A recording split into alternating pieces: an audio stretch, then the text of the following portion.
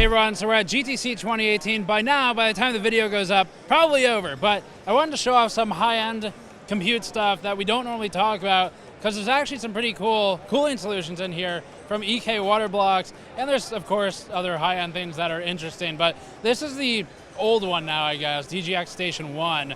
They have some DGX2s out here as well that we'll look at briefly, although we have another video on that. Either way though, what I mainly wanted to point out was the EK cooling solution, just because it's not like something we typically see in the enthusiast space. Before that, this video is brought to you by EVGA and the X299 Dark motherboard for the Intel high-end desktop CPUs. The X299 Dark is one of the only motherboards on the market with proper VRM cooling. We've tested this and found significant performance increase over those without active cooling on the VRMs. This board was used in our recent attempt to set a top 10 record in Firestrike, and you can learn more about the X299 Dark at the link in the description below. For the basics, this system is basically assembled, shipped, sold by NVIDIA and its partners like PNY, for example, but for the cards in it, it's got 4 Tesla V100s, so it is obviously a high-end workstation system or scientific compute system.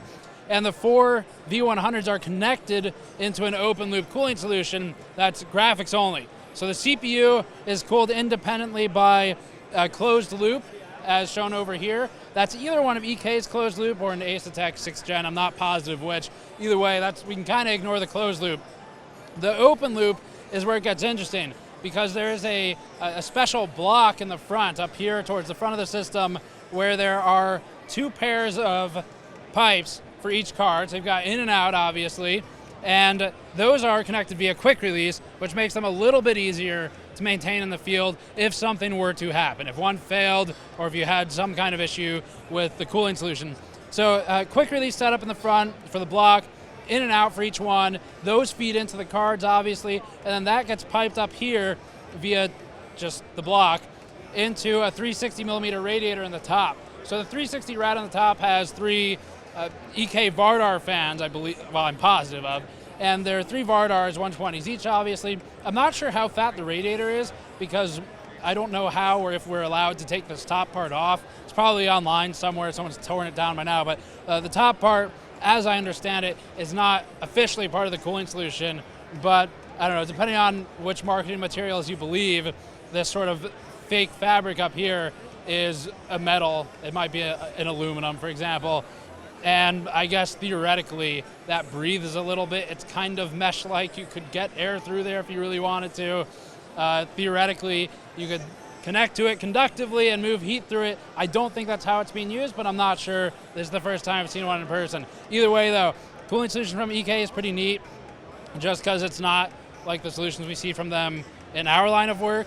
And if you're curious about the rest of the specs, 256 gigabytes of system memory, has a 20-core CPU in it, one of the Xeons. I think it's a 2698, 2968 version 4, and I think that pretty much wraps up the DGX Station. So now we can move on to some of the newer stuff on the other side of the booth over here. Okay, so now we've returned to the DGX2. This is something we looked at a couple of days ago after Jensen's keynote. We showed the basics of it externally, but now we've got one that's actually opened up a bit more for us so we can get a closer look at how things are working. First of all, I had a couple of questions answered from the first coverage of the DGX2. If you remember, I showed some of the cooling solution on it. There are copper blocks along the front, in front of the aluminum fin stacks, and those copper blocks, which are located up here, are actually sitting on top of NV switches. So that's what those are for. I was curious earlier, got the answer. NV switches for those, and then these are just on top of the GPUs as noted previously.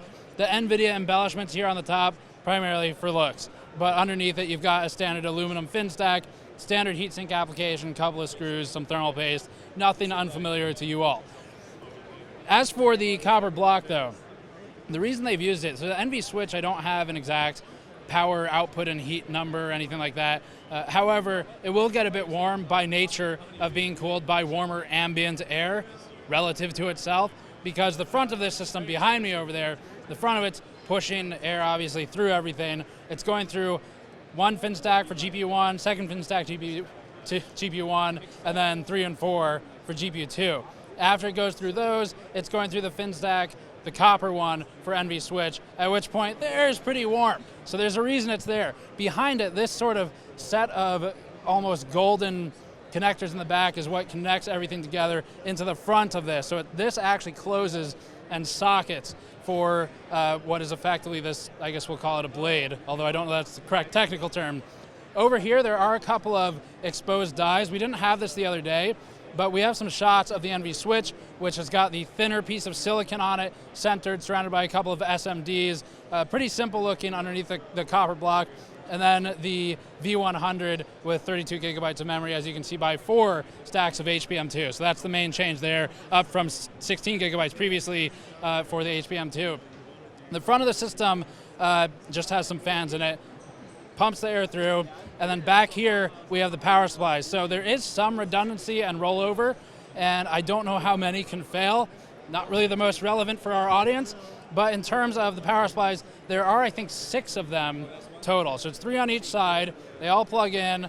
It can consume up to 10 kilowatts under peak performance, and then there's some kind of redundancy, rollover, failover for when one goes down, if one goes down. Beyond that, the CPU, so it's a dual socket, single board, I think, is what's going on. And the CPU tray is down here, along with all the memory. So there's 1.5 terabytes of memory. That's all situated down here. And basically 1.5 terabytes of memory system, 512 gigabytes of memory for the HBM2. Your cost goes quite high because memory prices right now are absurd. The whole unit, $400,000. As I joked previously, half of that's probably memory. I don't think that's too far from the truth. But either way, that's most of it. So I think now you've got more of an in-depth run through of everything. I don't think I've missed much. Basically the things I was curious about before, again, NV switches up front, connectors here that socket into everything. This kind of closes, pretty cool mechanism actually, it just pushes like that. A couple more things quickly. So we were given information on the front, and the front is about 90% airflow going through it, so you lose about 10% airflow. If you stuck an anemometer back there, that's what you would lose on the front special mesh, which is some kind of alloy or nickel or something on the front. So that's kind of cool. Not a ton of blockage, looks good, all that stuff.